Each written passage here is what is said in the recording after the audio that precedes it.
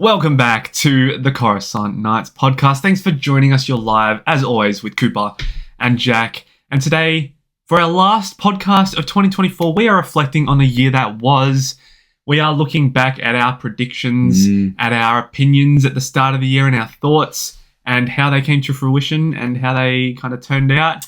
We did the same thing in 2023. Yep. It was great to reflect on that and just see some of the awful predictions we made. Oh, very bad. And I have a feeling that we're going to be seeing some similar trends this year. So a big thank you to those who have joined us every single week, who have checked out our videos, who have liked or commented on our videos, who have subscribed, who have listened on Spotify, Apple Podcasts, wherever you listen to us or watch us. We appreciate your support as always. This podcast is going to be a good one.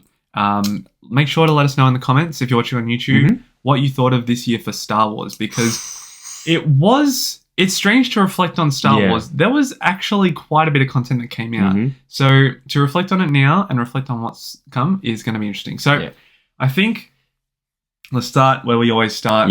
What was our most anticipated project for the year? Jack, if you reflect on and look back on our original podcast back in January or February, whenever it was, your most anticipated project was Skeleton-crew. Mine was the Acolyte. Now, going into this year, I was under the full belief that the Acolyte would be really good. I thought that the scope and the imagination and the possibility that it had was its pros, but it turned out to be its cons because it didn't really take advantage of anything. It was kind of lackluster, in all honesty. It wasn't that creative. It was pretty dry. No, it was not much thought behind, I think, the time period that they had, all the potential that they could have done. Correct. Playing it safe, yet at the same time using stories that have already been told in different formats. Yep, and I think it didn't help that the Star Wars community was already on its back before it even released. And I know there's fair arguments for that, but I guess, you don't want to start a show already off in a bad place, and they did. So, yes, it was my most anticipated. Did it succeed? Well, I still think that's a show that I was tuning in every week because I'm like, okay, I'm interested to see what. I feel a bit anticipated in what could happen. I'm excited to see what happened. But in general, the overall performance of the show, both in terms of viewership and just the quality of it, was really quite poor. So, I can't go back and change my mind. But to be honest, looking at the rest of the year, I probably wouldn't have anything else as my most anticipated, in all honesty. Well, as Cooper just mentioned, at the time of releasing this video, the Skeleton-crew has probably only had one extra episode from its initial 2-episode release. So I hope that episode, because right now the episode 3 hasn't come out yet.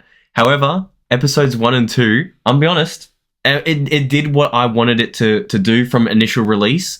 So when it got announced, I was like probably most people, I was like, why, what is this? What's the point kind of thing? Like, why aren't we focusing on like a Luke story in terms of like where he is after Mando season 2 and with Grogu and after Grogu even.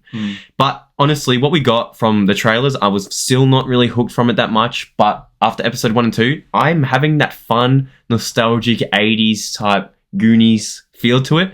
And honestly, as you would say, looking back on the year, we had a lot of Star Wars content. I actually didn't like most of it. So currently speaking, the last project of the year and time of recording this, and it was my most kind of anticipated for it, I'm thinking it's a W so far. I don't want to speak too soon though, because it could easily fall into the dirt like most Star Wars projects, I think, nowadays. But honestly, I'm going to say it's a W for me, like personally.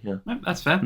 Obviously, you can check out our Skeleton-crew opinions. We'll be updating that over the Christmas period as well, so stay tuned. Yes. All right, least anticipated for you, Bad Batch Season 3. Mine was Outlaws. I think this one's probably an interesting one to discuss. Jack, how about you make a comment on Bad Batch? Okay.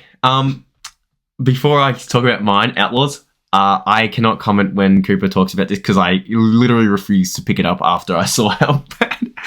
It's funny because I actually was I talked to you about this. I said it could actually be a fun game, open world, and then I keep forgetting and keep realizing that it was Ubisoft. So it was always doomed to fail, quite literally, similar to EA with most of their games. Sorry, EA, I love you. But So with Outlaws, I cannot say a word. I will literally wait for it to be on sale. And when I mean on sale, I mean $10. So that's the only price I will pay to play this game. Wow. Yeah. So anyway, Bad Batch. I thoroughly disliked the latest season, to be honest. I thought it continued like what I assumed it would, kind of do mediocrity, kind of do some side quests, have interesting characters appear, such as Asajj.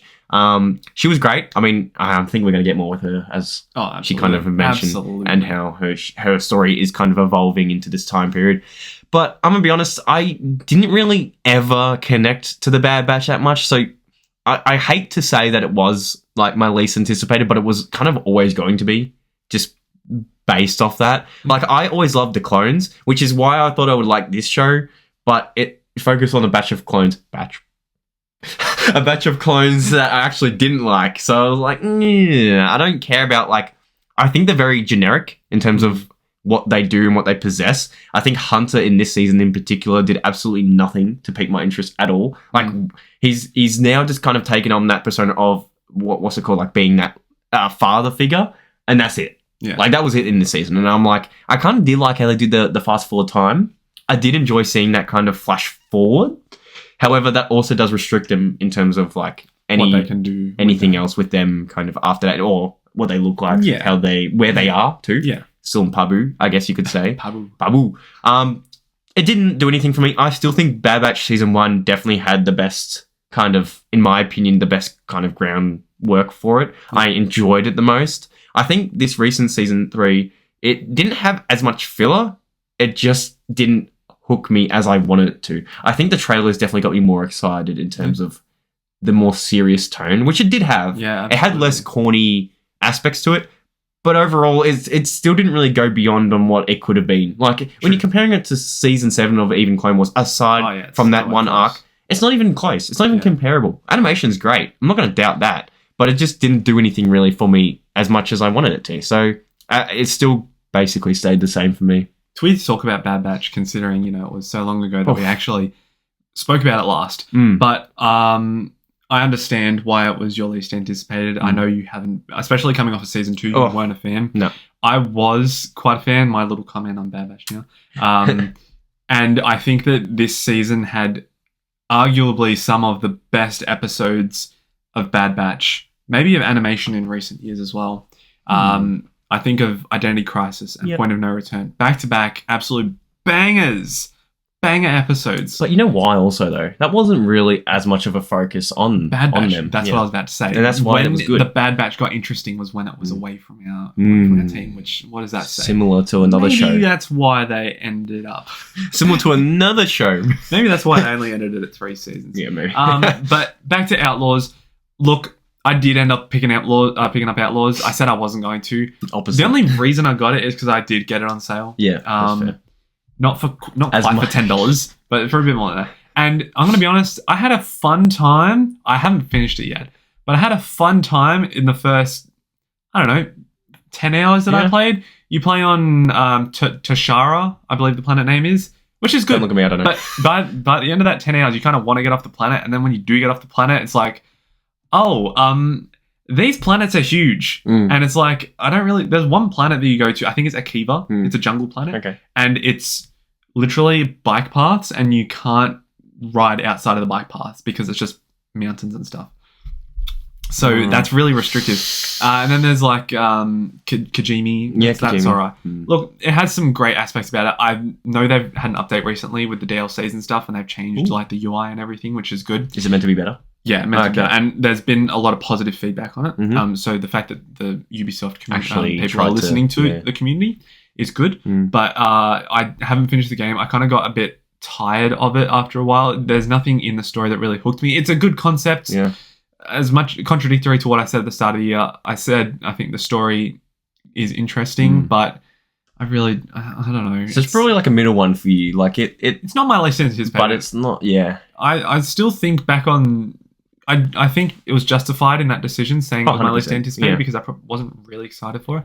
But it wasn't as bad as probably it could. It wasn't as bad as I thought it was going to be, in all honesty. I think the hate was definitely, just more from the glitches and how bad it was on release. Yes. Which I think is a lot of games' issue nowadays, which I like to just commend and recommend in a sense. Yes. Play Marvel Rivals. I was speaking to Cooper about, I know it's a Star Wars channel, but I really think the game did really good on release, had no issues, no bugs, no anything.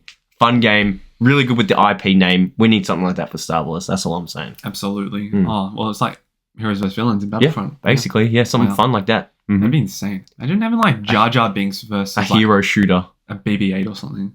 I'm sick of BB-8. I know you are. That's why you put him last on your list. Oh, no, you put him second. I put him second, yeah. All right, let's move into Dark Horse. Yeah. So obviously we each picked a Dark Horse project, the one that we thought was going to fly under the radar. Interesting ones here. I went with Skeleton Crew. So I thought the story could be interesting for Skeleton Crew, but this was before I saw the 2 trailers and that decreased my interest. But look, I mean, going back, I can see why there was so little known about this show. Nothing at all. We knew it was going to be Jude Law and some kids. Jude Law and some kids, and that was going to be it. And that's all we knew.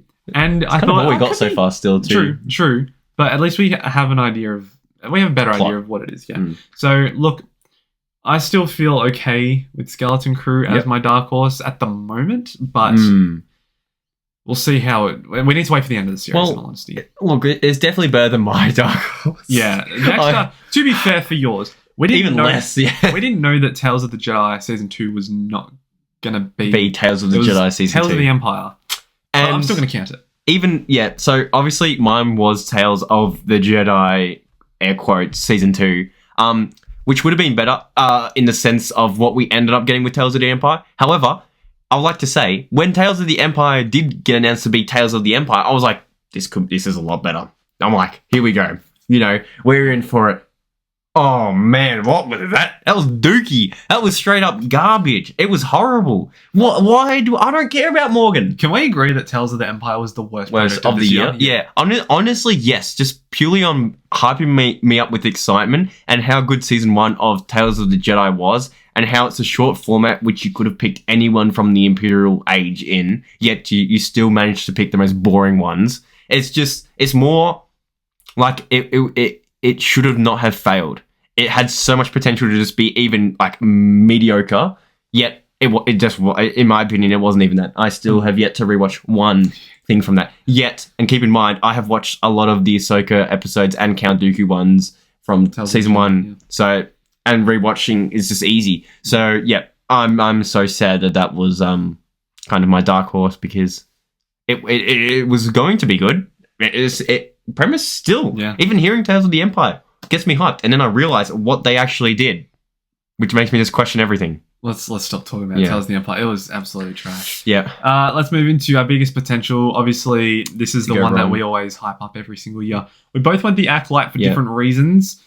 Me more so because I was worried about how they would handle such a big task of being the first project away from the Skywalker saga, new time period, new regime for the Jedi. You were more worried about it because of the controversies and just general interest, I feel like, in what story they were trying to tell.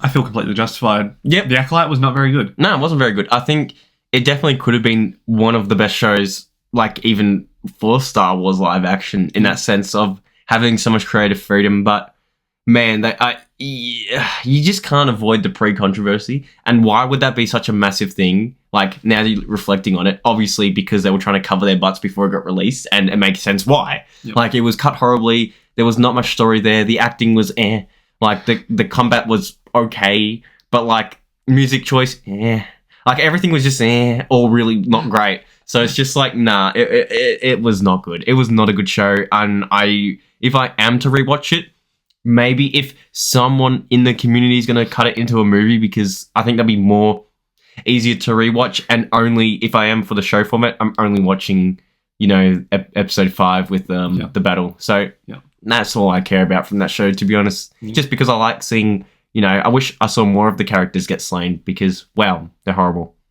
Yeah, no, that's fair. That's fair. Can't believe we had to wait. I mean, besides Soul, he got slaughtered. Soul, yeah. Anyway, let's move on to some personal things now, I suppose. Yep. So last year we discussed a couple of our favourite moments and our favourite things from the year. So Jack, I want to know, what was your absolute favourite episode that was released for Star Wars this year?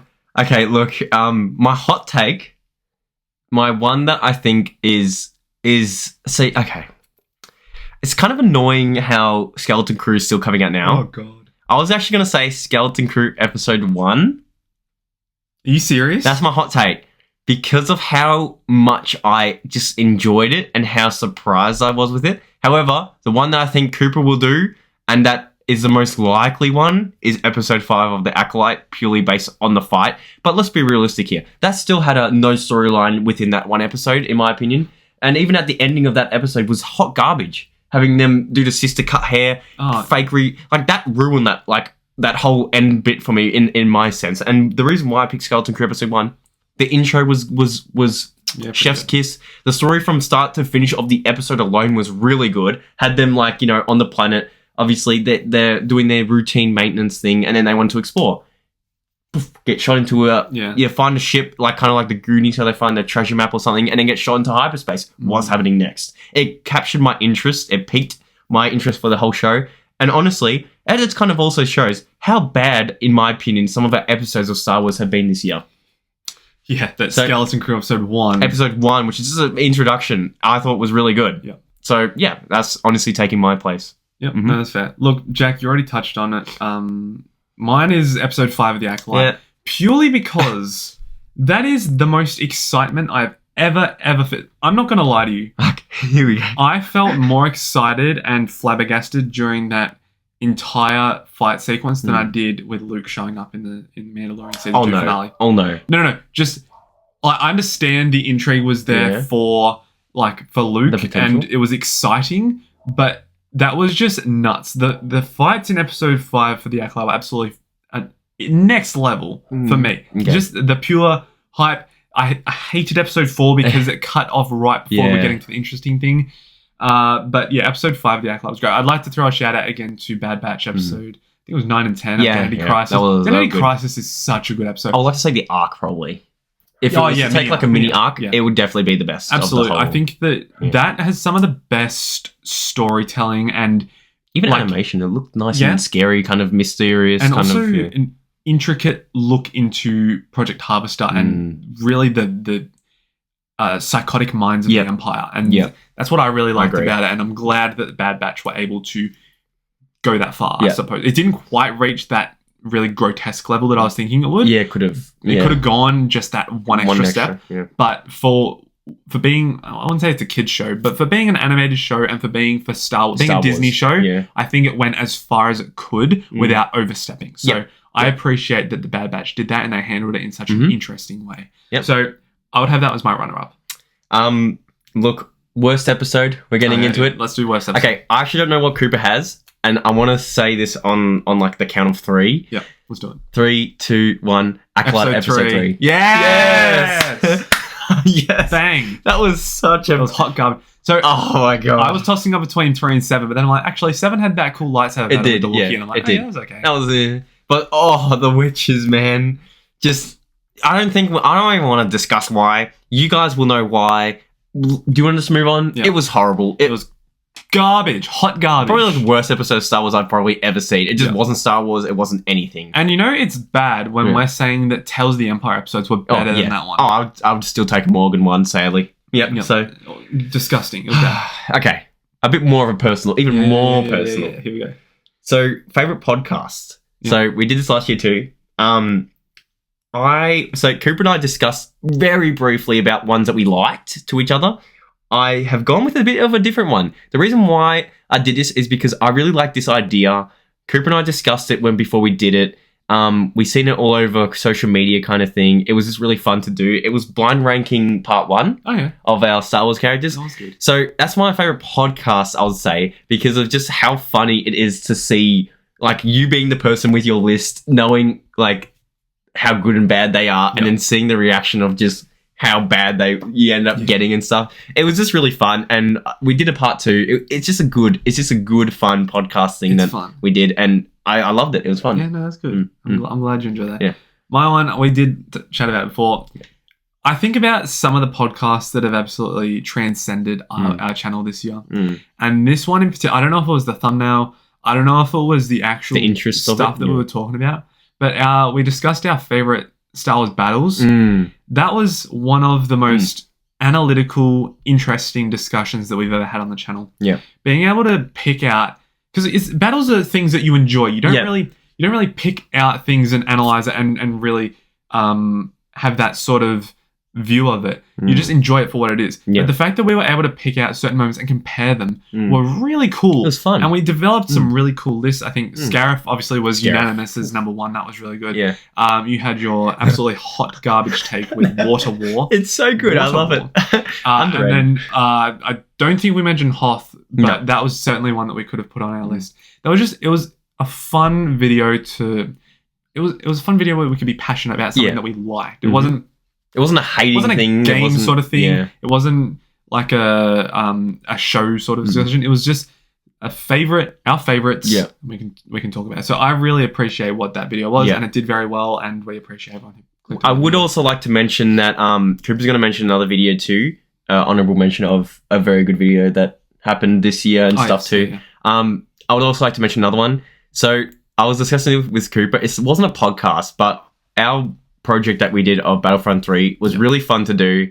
It got a lot of kind of audience viewer feedback, a lot of people commenting, interactions, got a lot of views for us to kind of interact with people and just see where the community's at with this kind of topic. And we'd like to mention thank you for all your support on the Battlefront videos. Absolutely. Every time we do a Battlefront video, it seems to people just like to enjoy it. And I guess because we like to enjoy it too. So we like to thank you on that. And yes, we still, some of those comments saying, is this real? We wish it was real because it is such a fun concept that we came up with. And the idea of just having a game like that would just be, an extension on Battlefront 2. Absolutely. So that video in particular was really fun to make, fun to record, fun to just see how it turned out with people's receptions of it. So yeah, I'd like to just mention that. Yeah, absolutely. I think that's valid. I think that's one of, certainly a top 3 video that we've ever produced. I think that's really something. It's something we're both passionate about, something that we both really want, and something clearly the Star Wars community wants. So being able to do that, and I don't think there's been anyone who's actually done that on YouTube before. More in depth, The fact that it was our creation and we were able to share it in the way that we did was really quite special, and we're glad that the reception was so good to that.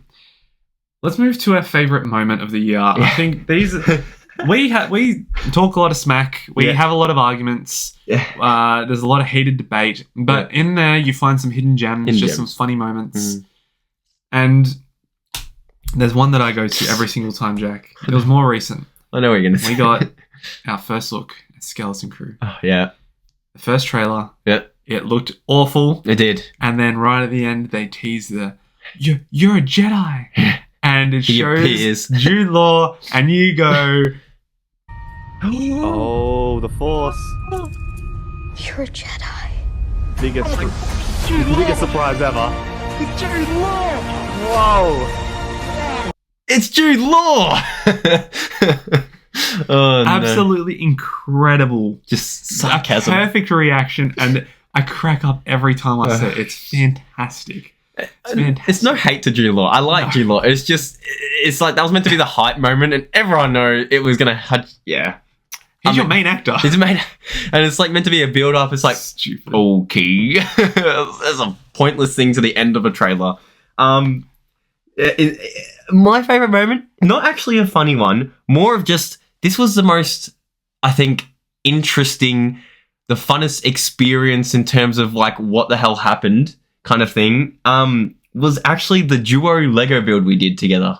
Oh yeah, that was so funny. And this is at the start of the year. So for some, this is never seen before. Kind of backstory to why I enjoyed this video so much. For you guys to be like, you guys just built together time lapse. What's it?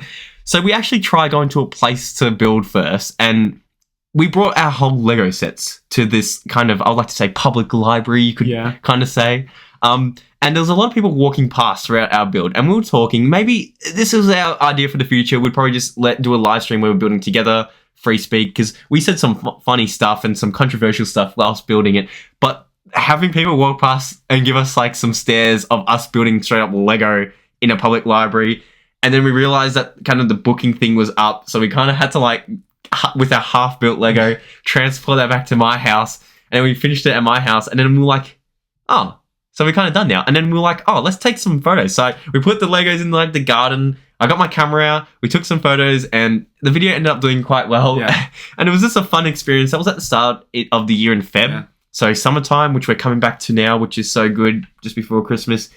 Just good vibes. And, it was good vibes. And we never did a Lego set together. Yeah, it was first time. So duo build with Captain Rex and Commander Cody, which are just two iconic, obviously, clones. So Absolutely. I don't know, it was just a really good moment. And when I look back, when I was thinking about good moments, and I was like, damn, that was really funny. And just, what the hell, that was such it didn't feel real that day. Yeah. And we just transported Lego. Actually, yeah, you're right. It just felt like a fever dream or something. It was so weird, and I can't believe that happened this year still too. It just shows how long the I year. was carrying everything in a duffel bag as well. It looks so sus because we had the box in the duffel bag, so it was like a black, like long one, like in a public library. It looks so dodgy. I was like, but anyway, it was a great moment, and I really enjoyed that. And I think Cooper will happily cap us off on a part that really part of this year that kind of basically boosted we can't not talk about it. You can't not talk about it. It boosted our presence, our kind of viewership, our likes, our subscribers, and also just generally our channel as a whole kind of thing. Yeah. So Cooper will get involved, talk about it a bit more. Look, this was back, I think maybe June, I think it was. I'd been looking for a new lightsaber for a while, and I've spoken about this on the video. The theorysabers video, the review, what that did for us is it inspired so much confidence in our video making, in that people were genuinely interested in watching what we were creating. Yeah, but even just the video making alone, when Cooper because Cooper told me that he got this lightsaber and he was going to do this video on it, and I was like, okay, for something like this, you need a big thumbnail. Yeah. And this thumbnail is still all time our favorite one. It is God tier. It's a good thumbnail. I was like, how can you make it look like someone's, force wielding it up? It's like even creative stuff like that. When you have an idea and then it gets received well, it makes you feel really good. It does, exactly. Yeah. So I think that what that video did for the channel, I think we're approaching like 50,000 views, which doesn't sound like a lot, but for a small channel with 500 subscribers, that's huge. And even the likes was quite a few likes. Yeah, over 1K likes now. Theory himself commented on the video. Yeah. We're always grateful for that. Yeah, and just the interaction that video caused, and it was top of whenever you would search Theorysaber review, it was pretty much the first video that came up. And every week we're getting our weekly recaps. It's still somehow beating all our videos. Yeah. So just what that video means to us, and it's what we needed at the right time as well. We really were waiting for another kind of one to help boost us up a bit. We've been making content for so long. Not saying that this video in particular is our best ever content that we made. We're just really grateful for kind of the reception that we got from it. And kind of being recognised as a Star Wars channel, which was really good. Yeah. So thank you to everyone who watched it. Thank you to everyone who liked, commented, much interacted. Appreciated. Yeah. And so we felt it was appropriate to mention that because of its importance throughout the year. And I mean, you can talk about the channel as well. Look at that. Quadrupled, maybe even quintupled our subscriber count from the end of last year. Yep. Viewership obviously increased heaps. I think we were well past 100,000 views for the year. Yeah. Likes went up. Greatly. Ratio went up. To view ratio went up. We were more experimental with our content this year, I feel like, especially with the lack of Star Wars content. The old watching back in the 80s coming out the theatre. Just in general, we had some interesting creative ideas that haven't been done on YouTube before, and some of them really hit, and some of them we enjoyed making. Yeah. And that was really special to us, and so being able to put that out and have good reception was fantastic. And I think that's kind of everything that I really need to touch on. Obviously, we didn't do as many podcasts this year, but again, that's kind of due to obviously life being busy and also because of the lack of Star Wars content. But that's what I want to touch on too. Just at the end here, we're even more grateful that you guys stuck around for all this time when it has been so dry. When we were a bit nervous coming into this year, looking ahead at the schedule, and this is a similar thing that's going to happen next year, but that's something we're going to talk about later on. All excitedly. But yeah, even sticking through with us with a bit of a dry patch in Star Wars as a whole, as a community, can't be more grateful for it. And yeah, even somehow still growing from where we were from our first year to second year, even with not much Star Wars content, it's just been amazing to see, and we're so grateful for it. So that's what I want to say about that. What a beautiful way to finish up, Jack. So, as we've reiterated all, thank you to every single one of you who have clicked on a video, who have liked a video, who have interacted with us on our community polls, who have voted in one of our polls that we've done, who have subscribed, who have rated our podcasts. Even those who have disliked our content. Thanks. Any sort of engagement, we appreciate you all. We thank you so much for listening. We're glad that you enjoy our content. We hope that you'll stick around for a big 2025. We'll obviously go into that a bit later, obviously next year.